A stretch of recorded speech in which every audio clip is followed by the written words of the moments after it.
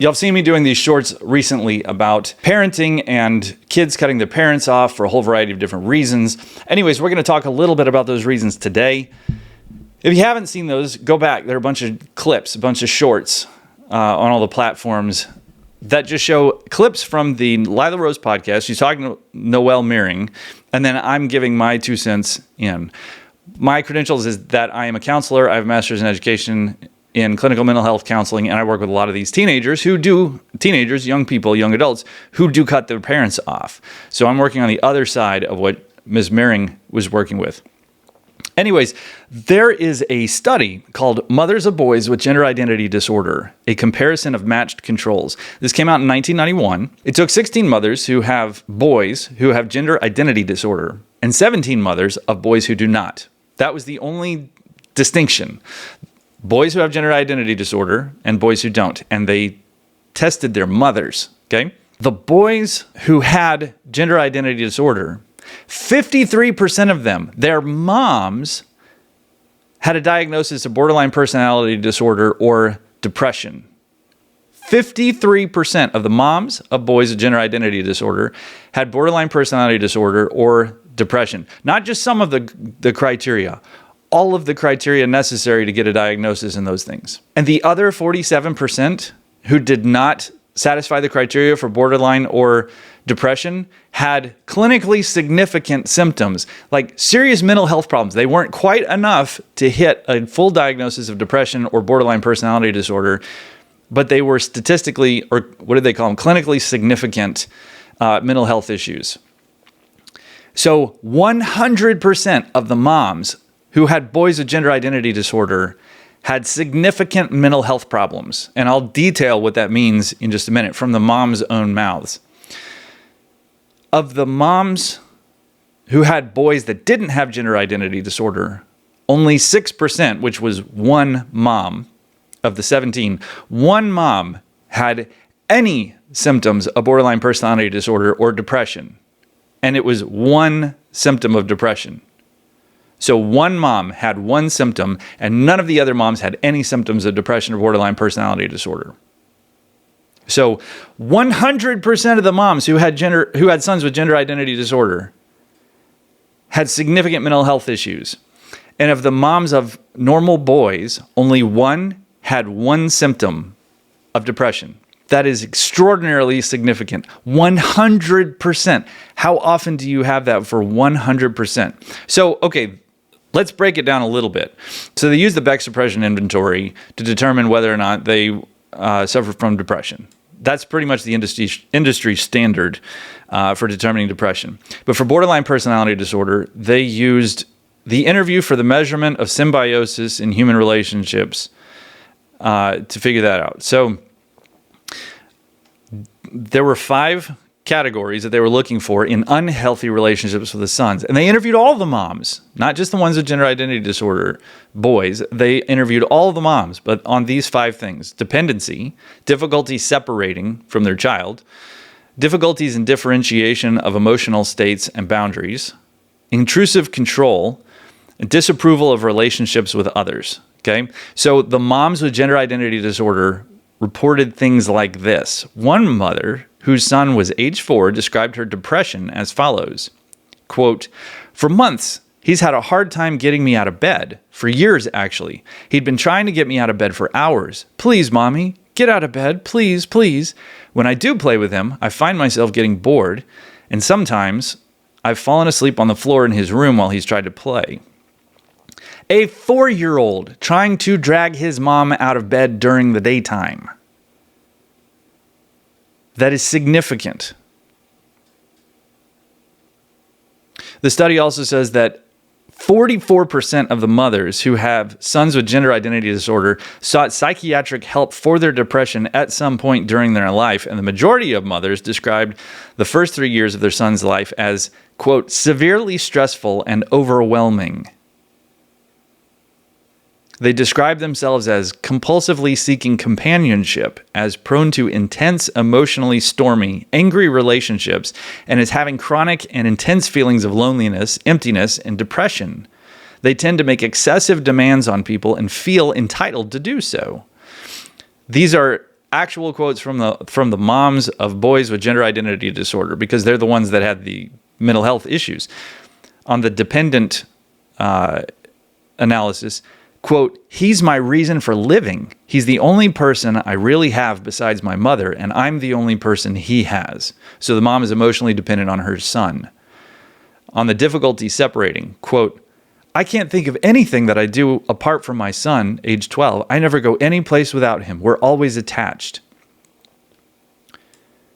Difficulties in differentiation of emotional states and boundaries. Quote, "When I'm unhappy, he feels unhappy. If I have a headache, he'll say, maybe I'll lay down. If I'm tired, he'll get tired too."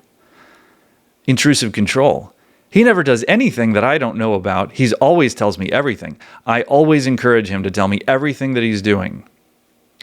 Disapproving of relationships with others. "It bothers me that he talks to other people I don't know and not to me." Okay. In the Shorts podcast, there was one where Noelle Meering was talking about this mother who, when her child cut her off, her adult child cut her off, she stayed in bed for 1.5 years. That sounds like this stuff. Stayed in bed for 1.5 years. 1.5 years. One of the problems is the two women on that podcast, neither of them said anything about, oh my gosh, 1.5 years, that's terrible. What about her husband? What about her other kids? I don't know if she had other kids, but what about her husband? What about her work, her job? What about all the other things? She just stayed in bed for 1.5 years? Like, that's pretty messed up. That is serious mental health issues. And she wasn't a healthy person, and then her kid cut her off, and then she stayed in bed for 1.5 years. I bet she had trouble getting out of bed for a lot of years in her life. I can't verify that. But you don't one day just like have some kind of massive thing where you have that kind of symptoms. You have those kinds of problems where you can't even get out of bed for 1.5 years. That's a person who probably already had a number of comorbidities before the child cut her off. And that being in bed for 1.5 years, and that her husband waited 1.5 years before saying, hey, hon, I think you need to get some help. If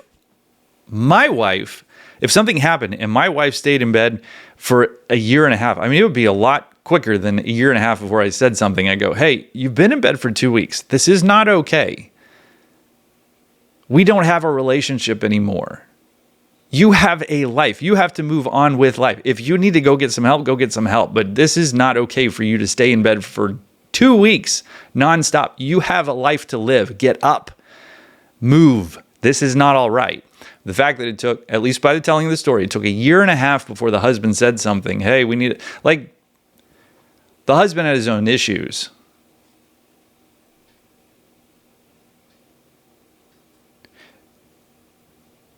So there's not just a little bit of correlation with boys that have gender identity disorder and mom's mental health. There was 100% correlation with boys who have gender identity disorder and moms who have mental health. These aren't small parenting regrets. These are massive mental health issues that are not being fixed. They're not being addressed. And a child is being raised in that environment. Like, can you see that a boy whose mom treats him like an extension of her, not with his own identity, but an extension of her, will grow up being confused about his own identity? And I don't mean to the normal, like, children's identities are unstable. Like, my boy knows he's a boy. He knows who he is.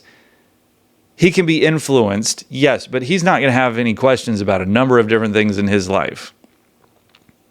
And we built him up intentionally in that way. We have healthy boundaries. We have healthy identity development conversations with him. I explained to him, you are you, I am me. I can feel the way that I feel, and you don't have to feel that way. And you can feel sad, and I don't have to feel that way. We have different feelings. We are different organisms, different people, different entities.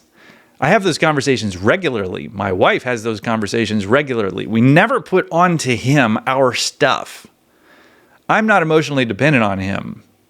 If something happens to him or he has to leave, I will be very sad, but he is not my reason for living.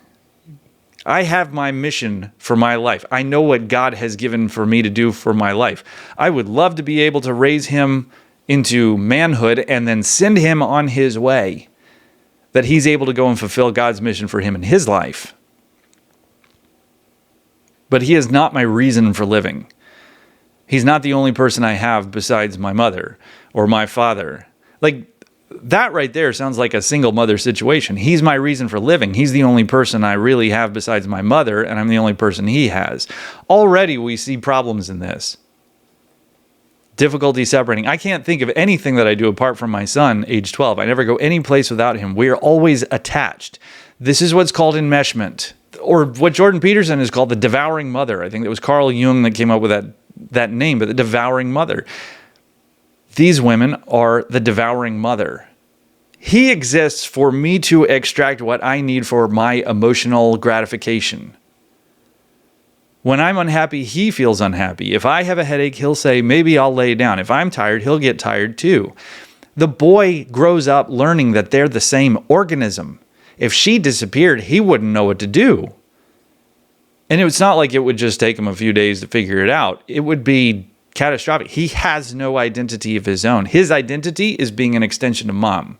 This is also sometimes what you see in teenage girls who have eating disorders. Mom goes on a diet. The girl thinks that she is fat, even though mom never said anything like that. But mom is like, oh, you're my little girl. You and I are going to be the same. You exist to make me feel better. You're going to be on the cheerleading squad so I can live vicariously through you. You don't have an identity of your own. It's an enmeshment. It's very unhealthy mindset and behavioral pattern between parent and child. So this is the kind of thing that often builds up into kids cutting their parents off. The kid leaves the house for the first time and goes, wait a minute, I have an identity. I am a separate organism from my parent, and my parent was really messed up. This study shows there are parents who are really messed up. And the kids don't necessarily know it because they're brought up in a messed up household, and then they leave the household for the first time and realize how messed up mom and dad were. In this particular case, it's mom. They were pointing out, they were talking about moms. So it's not just little parenting regrets. Mother's mental health issues. Because a lot of times mom stays at home and while dad is at work. So dad's not there. He's not seeing what's going on. Moms who have severe mental health issues can do a significant amount of damage on children having them alone. If they don't understand how to help the child develop their own separate identity. If the mom is sitting there taking from the kid. I saw the other day there was a woman who talked about her baby as being her emotional support baby. No. Our job as parents is to give to our children what they need, not to take from them what we need. The taking from them what we need is what screws up kids. Now, some kids cut their parents off because either A, they marry somebody bad, like maybe whoever it was that married the Prince of England, right? The girl, she made him give up his family, all those things. She was nuts. They marry somebody like that who convinces them to abandon their families because she's basically got him by the you-know-whats. He had his own particular weaknesses, but she really capitalized on those and made him give up his family. Or you have parents who are not good listeners. Maybe there's a lot of blame or there's some manipulation, and they're not good listeners. They don't know how to listen and let other people have different opinions and different emotions about things, especially their kids. And they often tell their kids, you didn't do that good enough, or you should have done that differently, or they'll laugh at or scoff or mock their kid for having a different idea or opinion or whatever. They're not letting them have their own experience. They're making their kid be like them. They're invalidating their child's experience of life. They're invalidating their kids' feelings, their experiences of things. Even if they're maybe kind of goofy ideas or things, they're completely invalidating them. And so the kid feels really frustrated and feels like he's being picked on by his parents. Sometimes kids will cut off their parents for those reasons. So marrying somebody with a particular pathology that requires the son, let's say, you choose your family or you choose me, or parents that really invalidate the kid's experience of life. Parents have a very low emotional IQ. And so they don't know how to validate, how to listen, how to say, oh yeah, okay, and let their child have a separate and different experience of things. So anyways, thank you for watching. You guys have a great day. God bless.